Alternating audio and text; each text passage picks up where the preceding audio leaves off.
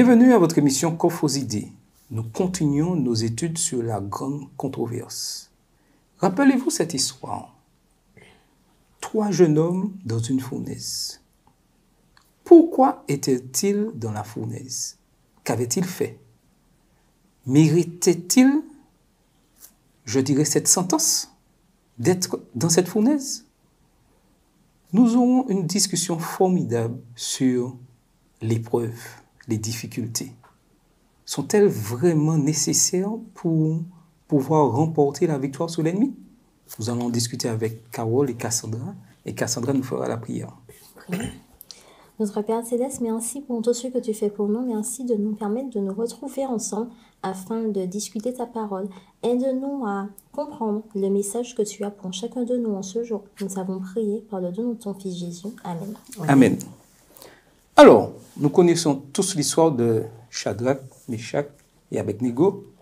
C'étaient les noms babyloniens de ces Juifs.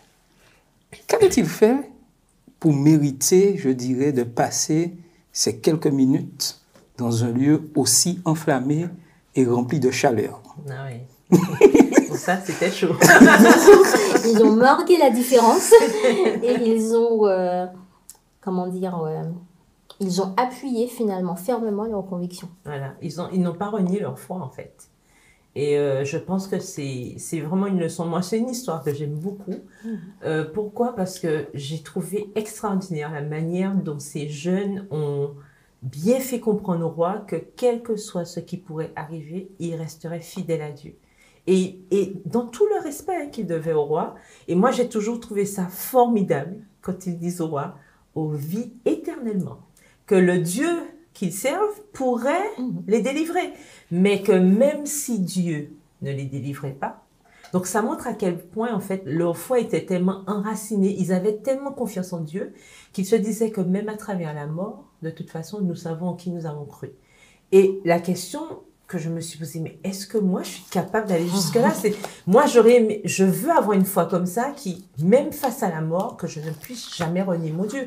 Et je trouve que vraiment avec ces jeunes gens, nous sommes l'exemple même, c'est l'exemple même de ce qu'est la foi, la vraie.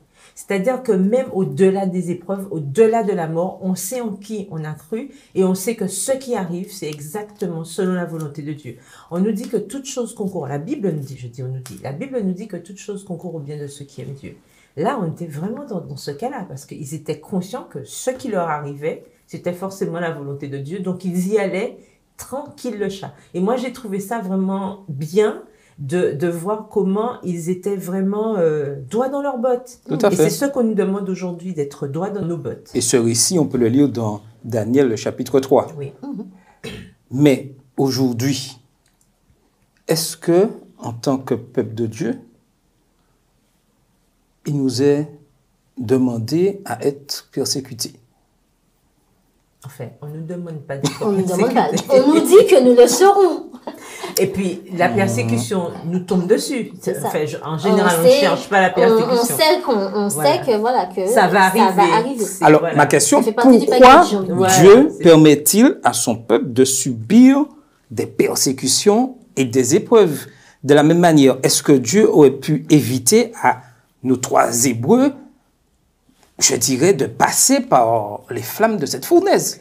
Mais Pourquoi? bien sûr. Quel est le but de l'opération? Mais il ne faut pas oublier que l'épreuve aussi, l'épreuve sert aux autres. C'est ça. Parce que dans le cas des 3 Hébreux, donc Ananias, Azaria et Nickel. voilà. Non, Michael, c'est Azaria, Michael, oui. C'est ça. Et donc, même dans leur cas, en fait, on se rend compte qu'ils savaient ce qu'ils défendaient, mais ils étaient certainement conscients aussi qu'ils avaient un exemple à donner aux autres. Parce que même dans leur façon de faire, comme je disais, ils n'ont pas manqué de respect au roi, d'accord? Et aussi, leur exemple a été vu parce qu'il ne faut pas oublier, la Bible nous dit bien que vraiment tout le monde avait été convoqué. Donc, ils étaient en spectacle devant le monde par rapport à leur foi. Donc, non seulement l'épreuve leur incombait, donc l'épreuve était la leur, oui, mais ils avaient aussi enfin, un exemple, c'est-à-dire que par rapport, leur comportement allait aussi influer sur les autres. Parce qu'ils étaient peut-être en lumière, là. C'était peut-être eux qui étaient sur le devant de la scène. Mais il n'empêche que il y avait d'autres juifs dans le coin. Je ne pense pas qu'ils étaient les 3 seuls juifs du coin. Et je rappelle qu'en général, les juifs étaient censés avoir une certaine aura auprès des autres. Et eux, ils avaient choisi d'être différents dans le peuple qui était déjà censé être différent. Voilà, on est vraiment dans une extrême situation ici. Et je pense qu'en quelque part, ils étaient conscients qu'ils avaient aussi cet exemple à donner. Tout à fait. Mais pour nous aujourd'hui, est-ce que nous allons vivre les mêmes choses que ces 3 jeunes? Alors, en tant qu'Église adventiste du 7e jour. C'est possible, on ne sait pas si on va vivre la même chose. Enfin, ce qui est sûr, c'est qu'on vivra très certainement des épreuves du même style. Et malheureusement, on n'aura peut-être pas la même fin que eux ils ont eu. Et je pense que c'est ce qui est le plus dur finalement à entendre et à accepter, de se dire que, ben oui, dans le cas de ces 3 jeunes, Dieu a permis finalement, ben voilà, qu'ils soient sauvés. Dans l'histoire de notre Église, il y en a qui parfois sont quand même morts finalement face à ces épreuves et après avoir été persécutés. Et je pense que nous avons là une leçon à tirer. Effectivement, Dieu nous dit bien que nous serons persécutés. Nous aurons ça fait partie du package de la fin des temps, malheureusement. Tout à fait. Par contre, il nous donne les armes pour qu'on puisse avoir la foi. Et il nous donne ces exemples, comme disait Carole, qui sont là pour nous fortifier et nous montrer en fait jusqu'où nous devons être prêts à aller. Maintenant, on va pas se mentir, c'est pas évident de nos jours de se dire si on te met dans la fournaise, alors est-ce que tu te laisses mourir? C'est sûr, on est des êtres humains. Mais maintenant, il revient à chacun de se dire si j'ai cette intime conviction que je fais ce que Dieu me demande de faire, eh bien en fait, je dois y aller jusqu'au bout. Tout à fait. Et tu voulais ajouter autre chose? Oui, je voulais dire que dans le cas d'Anania, Michel et Azaria, effectivement, on voit bien que c'était des jeunes qui étaient engagés, mais personnellement. Quand je dis personnellement, parce que souvent, on met beaucoup l'accent sur Daniel et ce qu'il a vécu à Babylone. On n'entend pas beaucoup parler de ces jeunes, à part, bon, pour l'épisode de la fournaise et peut-être quand ils ont refusé de manger les mets du roi. Mais on se rend compte qu'en fait, leur relation avec Dieu était une relation, c'était pas une relation par filiation. Ou alors une relation parce que, bon, Daniel était avec nous. Non. Ils ont pu, de manière personnelle, prendre la décision de rester fidèles. Et ça, c'est important parce que ça montre aussi certes, une interdépendance parce que à eux 4, là, bon, Daniel n'était pas là pour l'épisode de la fournaise, mais en général, à Babylone, ils étaient quand même 4 compagnons. Et on se rend compte qu'au sein même de cette petite communauté, individuellement, ils avaient intégré l'idée qu'ils devaient rester fidèles à Dieu. Et ça, je pense que c'est une leçon aussi pour nous. C'est-à-dire que tu posais la question, est-ce qu'on aura à subir ça? Peut-être on n'aura pas effectivement à subir l'épisode de la fournaise, on ne le sait pas, mais on aura certainement des épreuves. Est-ce que face aux épreuves, personnellement, je suis capable de me positionner pour Dieu? C'est une question qu'on doit constamment se poser puisqu'on ne sera pas toujours en communauté. Oui, tout à fait. Si on m'attrape comme ça un jour, on m'attrape pour me mettre face à ma réalité de chrétien adventiste du 7e jour de surcroît, comment je vais réagir? Je vais appeler maman, papa, le pasteur, l'ancien, la responsable de prière, etc. Non, je serai seule et je devrais assumer et faire comprendre à mon interlocuteur pourquoi je garde cette position. Tout à fait. Il ne faut pas oublier que de la même manière qu'on aime répéter à tue-tête que le salut est individuel, ça fait partie du package. La persécution aussi, les événements, les épreuves de la vie, parfois c'est seul. Et justement, ne pas avoir honte de sa foi et ne pas la renier, là aussi c'est une expérience personnelle. Parce que comme disait Carole, chacun de ces jeunes a pris la décision Dieu, en fait, de camper sur leur position et de garder leur foi et leurs principes. Mais là, il n'y avait pas une histoire d'effet de masse. Parce que s'il y avait effet de masse, ben, en fait, ils se seraient prosternés comme tout le monde. Tout à Et fait. comme probablement d'autres juifs ont dû le faire. Mais là, ils l'ont fait parce qu'en fait, ils voulaient respecter et faire la parole ce que la parole de Dieu demande. Et nous avons quand même, comme nous l'avons vu la semaine dernière, la parole, un Dieu qui ne laisse pas ses enfants dans l'ignorance. Et lorsqu'on prend le verset 17 d'Apocalypse 12, on lit quelque chose qui nous permet de comprendre bien ce qui engage ceux qui décident de respecter la parole de Dieu. Il nous est dit au verset 17 d'Apocalypse 12, « Et le dragon fut irrité contre la femme, et s'en alla faire la guerre au reste de sa postérité, à ceux qui gardent les commandements de Dieu et qui ont le témoignage de Jésus. » Ça veut dire que tous ceux qui prennent la décision d'observer les 10 commandements et d'avoir le témoignage de Jésus, automatiquement, ils se retrouvent attaqués par Satan. Alors, C'est oui. le dragon qui représente Satan, la femme qui représente l'Église. Alors, peut-être que certains se demandent, c'est quoi le témoignage de Jésus? Voilà la question. C'est quoi le témoignage de Jésus? Donc, Nous t'écoutons, Charles. il faut commencer par le commencement. C'est-à-dire ceux qui gardent les commandements de Dieu.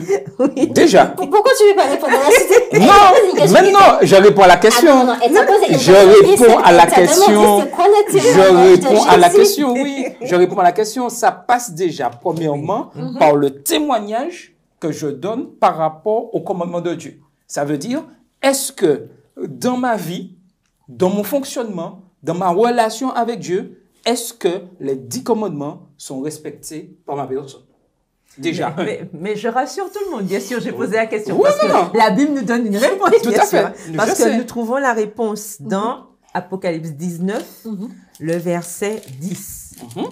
Apocalypse 19, le verset 10, donc deuxième partie du verset, mais je vais quand même tout lire pour que... Voilà. Tout à fait. Et je tombais à ses pieds pour l'adorer, mais il me dit, garde-toi de le faire, je suis ton compagnon de service et celui de tes frères qui ont le témoignage de Jésus. Adore Dieu, car le témoignage de Jésus est l'esprit de prophétie. Tout à fait. Alors, pourquoi j'ai voulu mettre l'accent dessus? C'est parce qu'aujourd'hui, malheureusement, il y a beaucoup de personnes qui mettent en question l'esprit de prophétie. Oui. Ben oui. Malheureusement. Or, la Bible nous dit, on vient de le voir dans Apocalypse, clairement dans Apocalypse 12, verset 17. ceux qui gardent les commandements de Dieu, mais il n'y a pas que les commandements, De Dieu, tout à fait. et qui ont le témoignage de Jésus.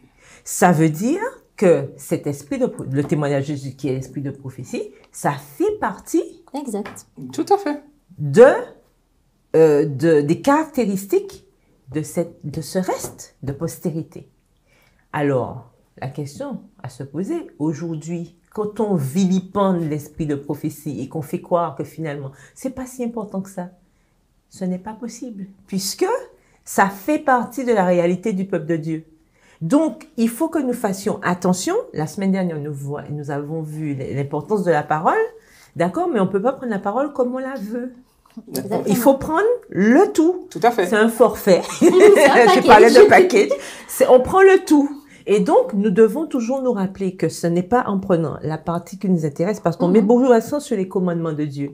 Mais il n'y a pas que les commandements de Dieu. L'esprit de prophétie aussi fait partie. Et j'ajouterais que l'esprit de prophétie C'est ce qu'on- ne va pas contre les commandements. Voilà, de Dieu. mais Ça tout ne à va fait. Non, Mais en parce que réalité- certains veulent faire quoi, entre guillemets, qu'ils ont l'esprit de prophétie, mais tout ce qu'ils racontent vont Ça à va à l'opposé l'opposé. Voilà. de la parole de Dieu, Voilà. surtout au 4e commandement, qui Après, parle du ce sabbat. qui dérange Surtout les gens, celui-là. c'est que l'esprit de prophétie, et notamment la personne dont nous croyons au sein de l'Église adventiste qui a reçu l'esprit de prophétie, dit des choses qui, bien évidemment, dérangent. Ah, bien sûr. Et comme on le disait la semaine dernière, il y a toujours, à partir du moment où on accepte la vérité et qu'on veut suivre Dieu, mais il y a une certaine différence.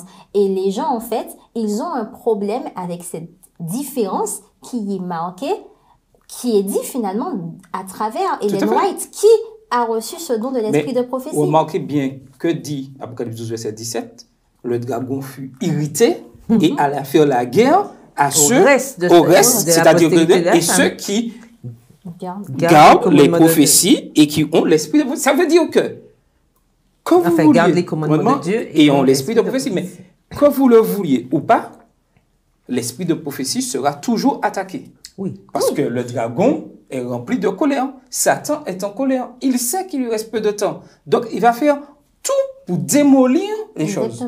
La question est, dans quel camp je souhaite m'engager? Vous savez, avec Satan, il n'y a pas de problème avec lui. Mais oui, son cas est réglé. Son cas est réglé. Il sait. Et il faut le maximum de personnes. Mais pour lui, vous pouvez avoir la vérité à 99,99. Ça ne le dérange pas. Oui. Le 0,1% de mensonge qu'il mettra le rendra complètement heureux. Car il sait que 0,01% de mensonge dans la vérité équivaut à un mensonge total. Donc, il est tranquille. Il peut même nous dire, tu peux respecter les 10 commandements. Tu peux respecter, je dirais, l'esprit de prophétie. Mais tu n'es pas obligé que tu vives ces choses-là. Ah oui, tu peux l'adapter. Tu peux l'adapter à ton fonctionnement. Puis tu prends ce qui t'intéresse dedans. Tout à fait. Tu fais comme... Tu customises. Oui, un forfait à la carte. Tu prends, bon, le sabbat, ok, je prends le sabbat, mais je vais mettre dans le sabbat des choses pour que je sois à l'aise dedans. On essaie de personnaliser, Oui. Pour utiliser le terme. Et puis même pour l'esprit de prophétie, tu vas sélectionner les livres qui t'intéressent, et puis tu vas prendre les chapitres qui t'intéressent, et puis le reste, tout à fait. Voilà, c'est ça. Tu t'en débarrasses. Cette personnalisation, en fait, évangélique, entre guillemets, je vais appeler ça comme ça, ou bien une personnalisation spirituelle peut mener loin, malheureusement, et peut nous emmener très loin de Dieu. Tout à fait. Et aujourd'hui, malheureusement, il faut le dire clair et net, certains responsables encouragent ceci. Malheureusement.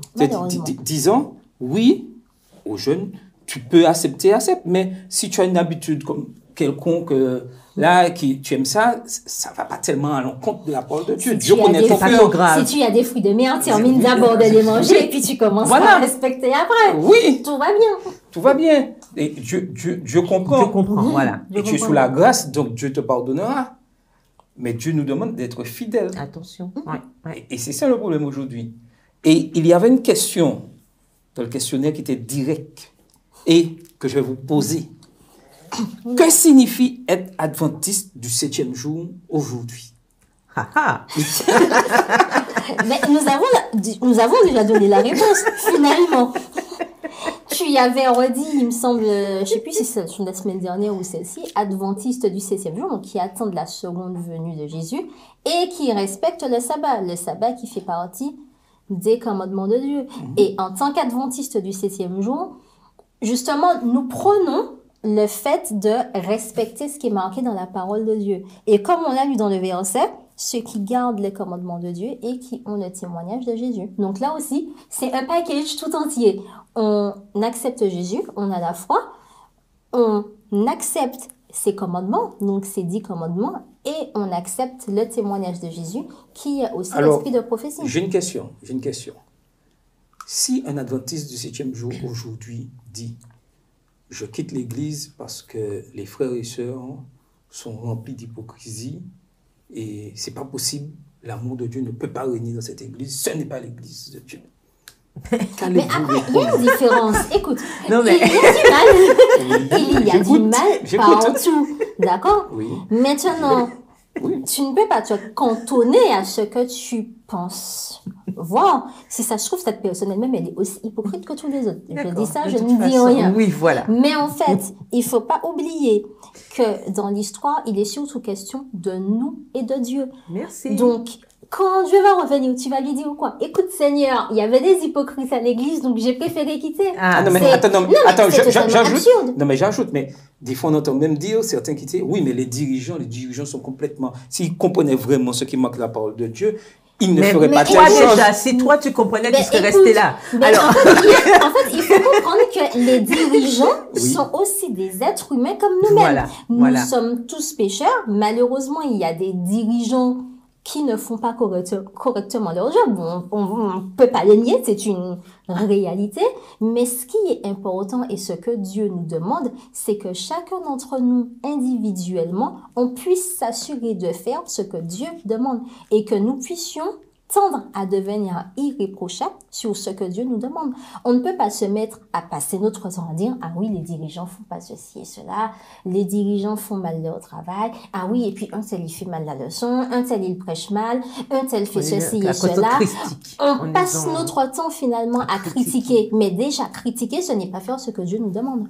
Dieu nous demande, et il faut bien le rappeler, le salut, il est individuel. Nous devons être une lumière pour les autres, mais Dieu nous demande surtout de prendre une décision qui est avant tout personnelle.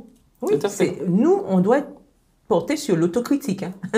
Le reste, franchement, à partir du moment où notre analyse d'une situation nous pousse à nous éloigner de Dieu et à nous éloigner de notre communauté, on a un problème. Je pense qu'il faudrait se réveiller, regarder qui se trouve devant le miroir, parce que là, c'est pas possible. On ne peut pas constamment accuser toutes les lettres de l'alphabet de notre manque de relation avec Dieu. Comme je disais tout à l'heure, si toi-même tu avais compris la Bible, tu ne serais pas en train de dire une telle chose. Pourquoi? Parce que déjà, dans la parole de Dieu, il nous est bien dit que l'Éternel a conseillé de laisser pousser le bon grain et l'ivraie. Ça veut dire que dans les communautés, nous aurons toujours des gens qui vont travailler pour l'ennemi et d'autres qui vont travailler pour Dieu. Il y a aussi la parabole des vierges. Il y en avait 5 qui étaient sages et 5 folles. L'histoire ne se passe pas en dehors, hein. L'histoire se passe dans l'église. Ces vierges attendaient toutes le retour de Jésus. Donc on est dans un contexte de, entre guillemets, de sachant, puisqu'elles attendent toutes, d'accord, les deux catégories, elles attendent le retour de Jésus. Toutes les femmes, elles avaient des lampes. D'accord? Donc, en fait, tout ça pour dire que c'est une question de choix et de relation avec Dieu. À partir du moment où on se dit adventiste du 7e jour, ça veut dire qu'on a compris ce que c'était, premièrement. Deuxièmement, nous savons que dans nos communautés, il y aura toujours des gens qui vont aller dans le sens du mal et dans le sens du bien. Maintenant, individuellement, comme le précisait Cassandra tout à l'heure, on doit se poser la question, dans quel camp je me trouve? Parce que dans l'église, il y aura les deux camps, et jusqu'au retour de Jésus. Et Jésus même a conseillé de laisser pousser. Ça veut dire que le maître lui-même, il fera. C'est lui qui fera cette séparation, il fera le tri. Donc ça, c'est pas notre devoir de faire ça. Par contre, ça ne nous empêche pas, si on voit quelque chose de mal, de signaler que ça, c'est pas bien. Puisque Dieu nous a donné aussi des responsabilités. Et il nous a donné une intelligence et aussi l'esprit de discernement.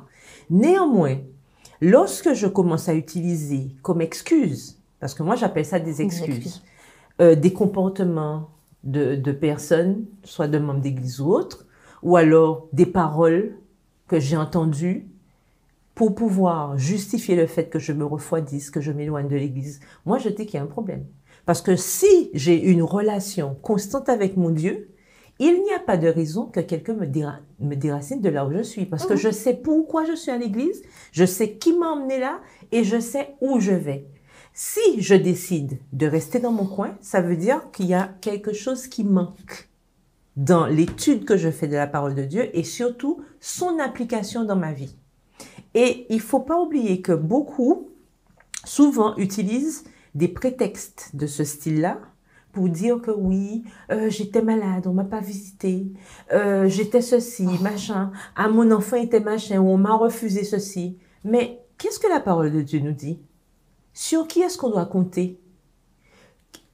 Quand Dieu dit mettez mon joug sur vous, il nous dit bien, d'accord, c'est une question entre toi et moi.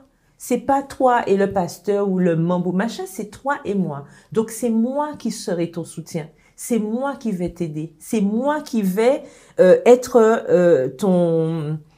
c'est moi qui vais en fait être ton soutien en permanence. Donc si je crois aux promesses de Dieu, il n'y a pas de raison pour que je puisse laisser des picadilles comme ça, m'éloigner de la parole de Dieu.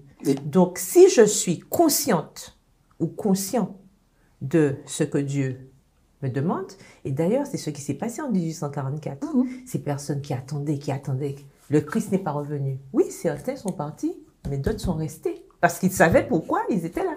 Par contre, Petite précision, parce que Précise. je te vois venir. Oula.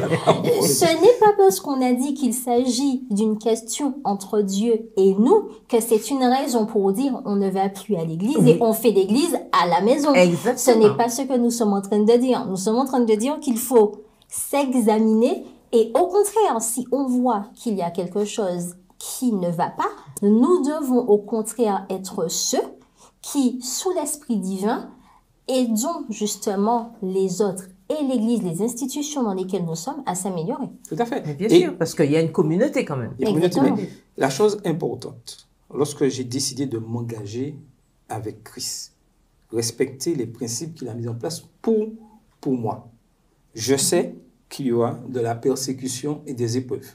Ça, c'est sûr et certain. Je dirais que ceux qui ne sont pas persécutés, qui n'ont pas d'épreuves, doivent se poser des questions. Ah, c'est sûr et certain. Oui, c'est ça. Déjà.